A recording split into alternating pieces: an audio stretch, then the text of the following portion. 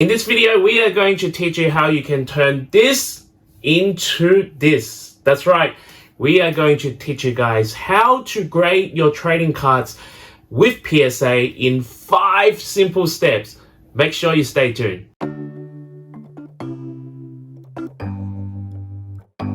Guys, what's going on? It's Percy here from P4C. Welcome back to the channel. Today we do have another tutorial video for you guys, and this time we are revamping one of our highest view video from about 2 years ago, and that is how to grade your cards with PSA in 5 simple steps. We are revamping or redoing this particular video not because it is, like I said, one of our highest view video and I want you guys to watch my video more, but 2 years since we did that video, and 2 years have changed quite a lot with things over at PSA. So I thought we do need to do an updated video on how to grade your cards in 2022 in 5 simple steps with PSA. Just a quick disclaimer, I'm certainly no top of the notch expert. I'm just here to provide what I know for you guys who's hoping to grade your cards with PSA. So if you have any comments, any additional tips or advice, please leave it in the comment section down below. As well, while you're at it, if this is your first time on our channel, make sure you go ahead and subscribe. And then afterwards, make sure you ring the bell for the latest videos and updates, because towards the end of the month, end of February, we do have another new Japanese Pokemon set that is coming out. I know you all will be very excited as we will try to, once again, provide you guys the earliest openings and reviews. So make sure you go and do so, subscribe and ring the bell. All right, without further ado, here is the first step on how to grade your cards with PSA in 5 simple steps. Let's go. All right, first step, of course, is head over to the PSA website, which is psacard.com, and you will need to create yourself an account, an affiliation with PSA. So simply head over to this particular button here. It will prompt you to sign in. Of course, if you do already have an account, you can sign in, inputting your information. If you don't, you can click on this Join Now button and create yourself an account. Now, I have signed into my account and I wanted to briefly explain what a PSA paid membership is, aka the PSA Collectors Club membership, which is a paid membership which you require to pay an annual fee. Now, you can see that I'm a silver member at the moment. 2 years ago, just 2 years ago, there is a gold and a platinum membership, and like I said, the reason why we needed to revamp or update our video is that those 2 memberships, the gold and the platinum membership, at this moment is suspended and not available at the moment. The only membership that is available is the silver membership. You may be wondering, why do I need to have a paid membership with PSA? Well, PSA, when you are a paid member, does offer some perks along the way. Again, with the old membership, with the gold and platinum, you used to need to have those membership in order to unlock value services, which is paying as little as $10 to grade your cards back in 2019, 2020. Unfortunately, again, that particular service is suspended at the moment. But now, being a PSA Collector Club's member, you can unlock events which recently passed, an event where you can submit cards at the economy service for $50 per card. That was a member exclusive event, and you could maximum only submit 5 cards, which we were able to get. But that is one of the perks of being a PSA paid member. Now, I'm not sponsored by PSA in any shape or form. It's totally up to you guys whether you want to become a paid member or not. Either way, you are still able to submit your cards to PSA. Step number 2 is, of course, moving on to the actual submission of the cards that you want them to be graded. Click on the submit button here and you will go to the PSA Online Submission Center.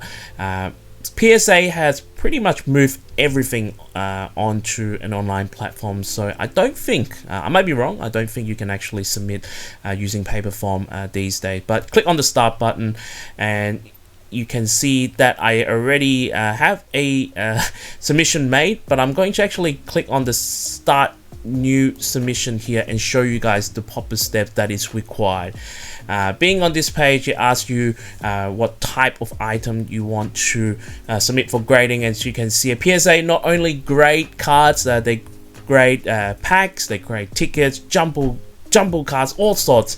Make sure you select the one that you putting in for grading. So for us, it's obviously a small size or regular card, so I'm going to click on next here, and then in the next section it will ask you your submission type. Now there is grading, review, crossover, and reholder. Very rarely people do review, my understanding is, but sometimes people will do crossover and reholder. So crossover is pretty much when you have a card from another grading company, you want to cross over with PSA, and reholder is when your slab may have been broken or may have been damaged and you want PSA to put it in a brand new case for you, so you can choose reholder. Of course, we're not doing any of those services today. We are in fact grading some cards, so I'm going to click on grading, and then as you scroll down here, you can see obviously with some trading card or even with sports card, there's autograph on them or signatures on them, so you can grade authenticity with them. But we do not have any autograph on our cards, so I'm just going to choose no autograph and go next. And then on this page, you will see the service level that is currently available with PSA. Like I said, 2 years ago, there was way more services available, but since PSA is jam-packed with cards already, a lot of the services have been suspended, but they are slowly coming back online. But today, we are going to choose the regular service. The first thing that we need to understand before we move on to our item entry is understanding complete through dates. In the past, 2 years ago, PSA has something called the turnaround time. Again, due to the overwhelming of cards that is currently at PSA at the moment, they no longer can estimate the turnaround time. Instead, they use something called the complete through dates. And what the complete through dates, you can see the explanation right there is the date that your order, your submission get entered into the system. And quite regularly, PSA will update on their particular website at which service is up to which complete through date, and you can see it right here. As I said, PSA does regularly update this particular site, so it gives you a rough idea on how quickly PSA are processing or grading their cards and obviously getting them back to you. Now, just as an example here with complete through dates, using the express service as an example, right now the express service complete through date is January the 3rd, 2022, and you can see here 73% of the January submissions are completed, which means that if we do submit our card using the express service, very likely that you will be entered in about middle of February or even late February, and very likely you will take up to around 1, 2, or even 3 months before the cards will come back to us. So just to give you guys an idea how this particular complete through date works with PSA. Alright, step number 3 is of course entering all the details of the cards that you are submitting to PSA, and it is very simple and very helpful because PSA has a lot of data, so very likely that your card is already in the system. So all you have to do is start typing in the description of the card. For example, one of the card that we're actually submitting is none other than the Charizard V Alternate Art card from the Star Birth set that came out quite recently. So as you can see here, as I'm starting to type, cards are starting to appear, and you can see this one here. I typed the year wrong. Of course, it was released in 2022, so all you have to do is select the card and then a inputting a declare value. One of the biggest and most confusing thing about PSA card submission is actually this part, the declare value total. And if you click on it, PSA does give you an explanation of what declared value is, but very basically, declared value is how much is your card worth if it was graded in a PSA 10, 9, or what you think the card has in terms of a grade. Now, and this is totally for a insurance purpose, because when your cards are shipped to PSA, let's fingers crossed this doesn't happen, but if PSA ever get into a fire, typhoon, or whatever natural disaster started to destroy PSA will be entitled to reimburse you of that particular card. And you can see back in the service level, each service level has a maximum declared value total. Now for me, I always just put the highest one there, just in case of anything, because you might never know how much these cards would worth by the time it comes back to you. So I would just put the total declared value as the highest as possible, and all you have to do is click on save, and this item is now registered onto your submission.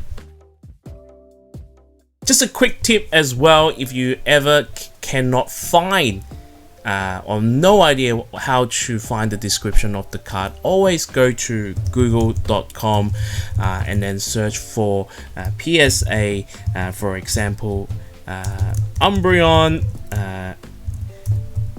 Evolving Skies, and then have a look at the images, and then have a look at the card graded by PSA, and then you will know how PSA have labeled their card, and then of course you can use this same method and search for the card that you are submitting for grading. So to finalize this particular step here, all you have to do, I'm only submitting 2 cards, so I'm going to hit next here, which will bring me to the shipping and billing page. Once it's here, you do have an option of choosing which shipping method you need to use. Now, if you are located outside of USA, the only shipping method that is available to you is FedEx. So you will need to use FedEx to ship your cards to PSA in America, and then use FedEx to ship your cards back. My understanding, if you're located in USA, inside of USA, there are a few different options available. So I do have a FedEx account, so I'm going to choose FedEx here, and then I'm going to enter my account details.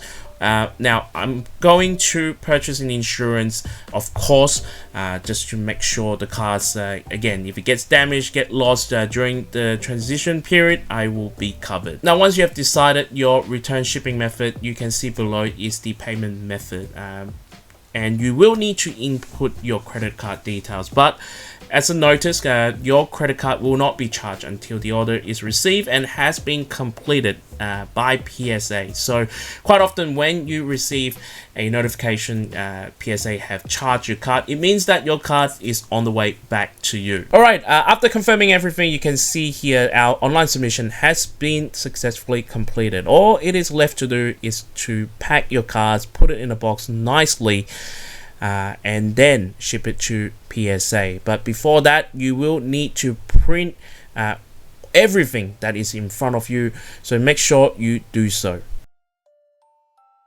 Alright, just a quick extra tip here as well. If you do have 2 different submissions and you don't want to be sending them separately, you can actually go back to your submission center. As you can see right here, double click on the packages that you are going to be sending to PSA together, and then generate another package label here as I have done so, and then print this label out. Now in the packaging step, we are going to show you how to put it on the box.